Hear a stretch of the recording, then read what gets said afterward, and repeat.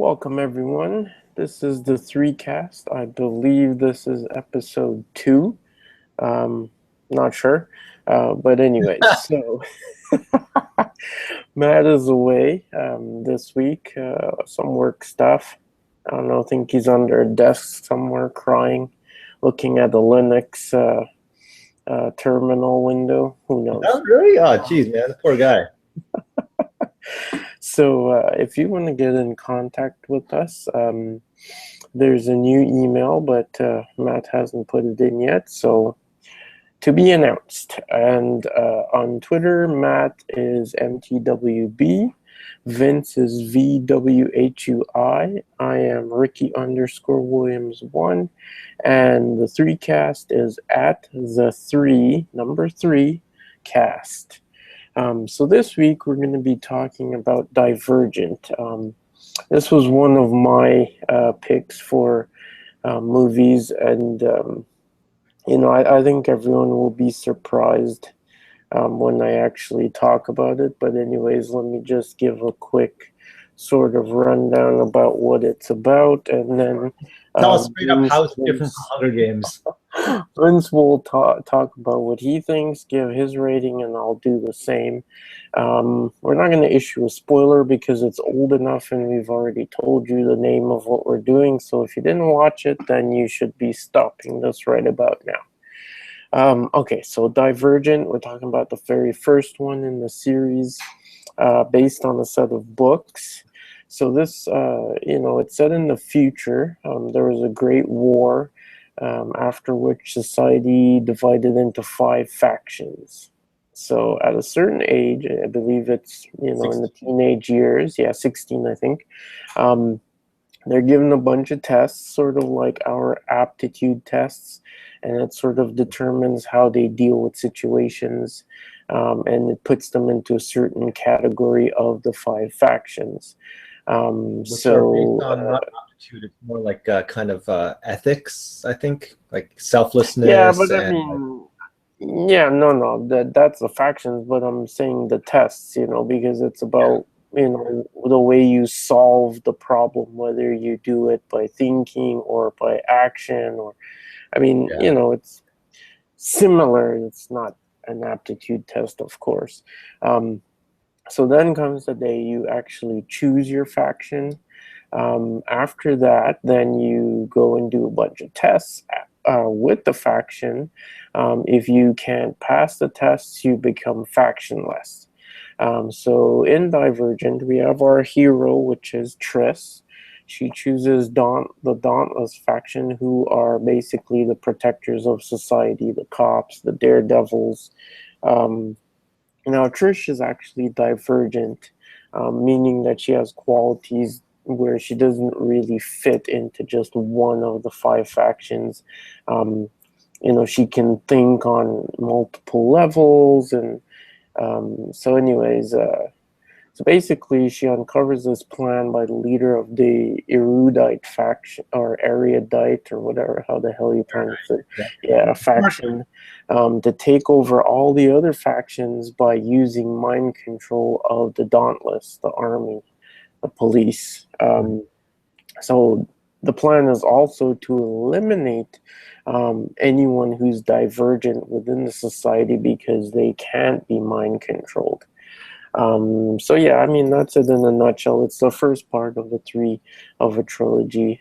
Go ahead, Vince. Why don't you talk about what you thought, and give us your I think the one thing is that to me it was a big cliche on a lot of things. The fact that, was it any surprise that her brother, I can't remember the guy's name, was part of the erudite group, and that, inevitably they'd be on opposite ends? Was it any surprise to anybody that the smart guys are going to be the bad guys?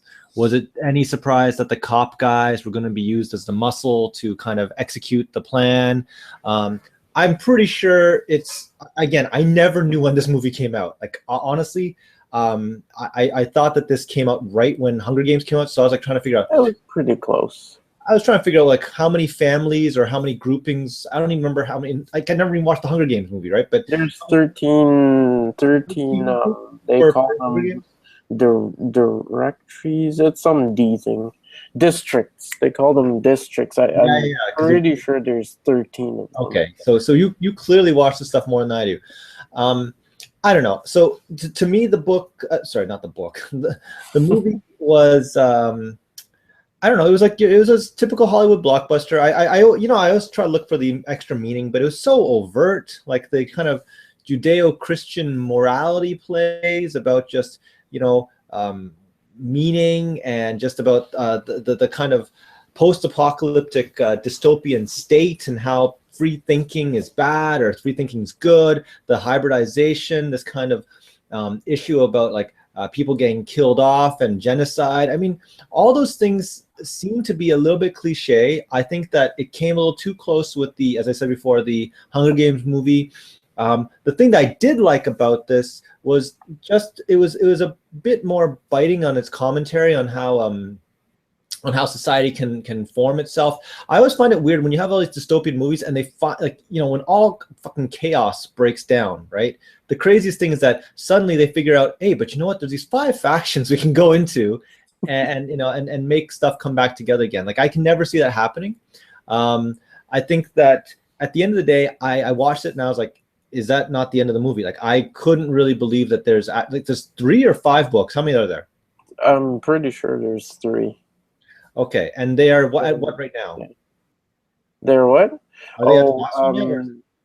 I believe in movie terms, they just did the 2nd movie, but it's been said that they have to go ahead to do the 3rd, which I'm surprised because both movies bombed, as far as I can tell. Okay, I didn't know that. I'm pretty sure I heard that they got the go ahead on the 3rd one. Okay, but in any event, like I just felt that it was like one of those. I just watched it and I was like, okay, that's so predictable. Like the whole brainwashing thing, and then the whole like sacrificing at the end. It's the dad, right? Yeah, the dad. Pretty sure. Yeah, like yeah. So like I mean, like you kind of saw that coming. I honestly, listen, man, I'm watching these movies at like 2 a.m. and I'm looking forward to something that's going to break it for me. I have no idea whether or not, like, watching this at the conclusion, I was like, okay, so there's going to be another movie? How? Right? Or, I mean, why? And then the other part of this was just, it was so predictable, man. I mean, why did you pick this movie? I mean, I'm not saying it's a complete terrible movie. I'll talk about my stuff, so. But I can't give it anything more than like a middling grade, like maybe a 5 out of 10 or even 4, because maybe my mindset wasn't there. But like usually I look for better not overt themes, but just like themes and ideas and stuff. But this was hitting you over the head. It seemed very derivative. I can't escape the context that it came in. And I mean, like, so many things were predictable, like the breaking out, the kind of mysterious thing about mom saying, "Oh yeah, everyone's divergent," or like you're divergent, and dad, just kind of killing him, sacrificing himself. I mean, it was just so cliche. I couldn't help but just roll my eyes at some point, going, "Okay, she's gonna die, he's gonna die. They're gonna get bro's gonna be a good guy. Called it, right?" You don't hire ugly people to be the good guy. Let's just put it this way: like, how many good-looking people can you hire to make that movie? All the bad guys were ugly. I'm just putting it out there. So that's my call on it. I already know who was the audience. Is it like 14-year-old Hunger Games audience, or was it like, I don't even, like, it's so strange that these movies came out right beside each other. Like did Hollywood not coordinate this one? Yeah. Okay, so I chose the movie. I figured you guys might think that, okay, I'll keep whether I like it or not sort of a semi-mystery. You recommended it, man. Yeah, but doesn't mean I have to like it. I also recommended After Earth. It's just a movie that I watched that I thought. I swear to God, you like that. You know it. I know your movie taste. After Earth? No way. I know your movie taste, man. Dude, no. Anyway, so okay, my thoughts on this.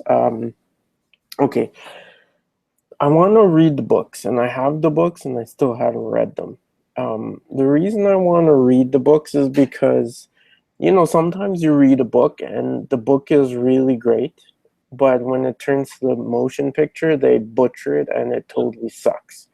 So that's why I want to read the book. Now, Matt, I believe, told me that the books suck, but I mean, that's Matt's taste. The funny thing here is that between all of us, we all know that when I watch movies, I watch mostly just for, basically, let's say we have different tastes. I don't watch for, you know, crazy plot or this ethics or whatever. I just watch it to be entertained. Um, anyway, so with this movie, I think it suffered because, like you said, it came out around the same time as Hunger Games, and Hunger Games is definitely a way more superior movie to it in terms of quality and just the action and the production that went into it. I don't know whether it has a bigger budget or whatever it is. Um, with in terms of the dystopian future, the factions being chosen to sort of go into this faction, the fighting, Mm-hmm. it's similar, but the problem I think is that that's about the only similarity. Whereas in Hunger Games, you're chosen to go and fight. In Divergent, it's supposed to be you choose your faction, you go and live there. It just No, but you don't happens to choose though, right? be. Hmm? You don't no, but you don't choose in both cases because the kids in the Hunger Games, they're like kind of Yeah, I know. That's what I'm trying to say. but They come from the district and they are chosen to be in the Hunger Games. Whereas with this, you choose to be in a faction. That's why I'm saying that a lot of people look at it as if they are the same type of movie, and so they judge but it aren't you based on running the the test? Hunger Games. What? But aren't you doing the tests to get in to determine which, like, Dauntless or Erudite or whatever group you're in, right? Yeah, but in Like, Hunger Games, you're not doing a test. You're doing the Hunger Games for entertainment. It's to yeah. entertain the masses, and then everyone dies, and the winner's chosen. Right? It's totally Yeah. different. Like, but that's what I'm saying is that a lot of people will look at both of them and compare them, and obviously the Hunger Games will come out the winner because, like I said, the quality is just there. But apart from that, I think this movie for me was a total letdown because of the fact that when I saw the previews, I liked the idea. I thought it was going to be really good. And when I watched it, I had that hope. And I think there were a lot of things that could have been explored a lot more deeply, that whether there wasn't budget for it or they just overlooked it. And so that's really why I want to read the book, to see if those things are explored in the book more deeply or if it's just the same sort of thing. Like, for instance, there's a scene where they go and they see people who are factionless, and it's like, okay, you don't pass the test when you're in your faction, you become factionless, and that's it. They just drop it. There's no, they don't explore that further. And Yeah. then rather at the end, Triss and the other bunch of people, they are now factionless, but it's very disjointed. Yeah. If you look at even their props, like, this is supposed to be in the future, and all they have is a bunch of stun guns. Like, come on, man, it's like ridiculous, right? I mean, like, if you look in terms of Hunger Games, for instance, they have weapons that are kick ass, and it's not even like it's futuristic. It's a freaking bow and arrow, but you know what I mean, the way they use it. And it's like, here they have a bunch of guns, and it's like, oh, it's a stun gun. Oh, don't set it too high. Like, it's just like, watching this, for me, I felt like they used up all their money on CGI, and then they had to scrape by. And so it's just like, okay, tell Billy down the corner to get his brother to spray paint a bunch of foam things, and we'll use that as the it's like, let's Yeah. cheap out on whatever. So yeah, it's very surprising for me, but I also, like you, would give it a 5. And for me, it's just because when the movie ended, I didn't have anything wanting to watch it again. It was like it wasn't, so horrible that I beat my head never wanting to watch it again. But I would never watch it again. There's no. It was just like, okay, I watched it. There you go. Let's toss it in a pile and call it a day. You know Yep, what I pretty mean? much. So yeah, I would give it, a 5. Right, Rick, good man. I still haven't seen the second part. I was really hoping when I heard that they were going to do, part two, that it would actually live up to its potential. Okay. But having seen the previews, I feel it's gonna fall flat again. Not because of the Hunger Games comparison. I just feel like the first one, they're gonna show you these great things in the preview, and you're gonna see it, and it's gonna be just ho hum. But I'm still gonna see it just because I'm an idiot, and I'm hoping that it will redeem the franchise. But yeah, I still want to read the damn books. So yeah. Okay. There you have it, ladies and gentlemen. Matt will be back next week, we're hoping, and then we're going to do West Side Boys, I think. I thought Gangs of New York. Yeah, that's what I see here, but he was sending an email saying West Side Boys, and that's his No, he choice wants to or do whatever. West Side Story because it's a West Side musical. Story, West Side Boys. I don't know what you're talking You about. guys West Side want to Story. torture me with the musicals. That's the idea. That's the idea, buddy. But yeah, we'll see West Side Story. But hey, it might be Gangs of New York because that's what he put down in the show notes. I guess you guys will have to wait and see. So that's it from us for this week, and we will see you guys next week. Take care, guys. All right.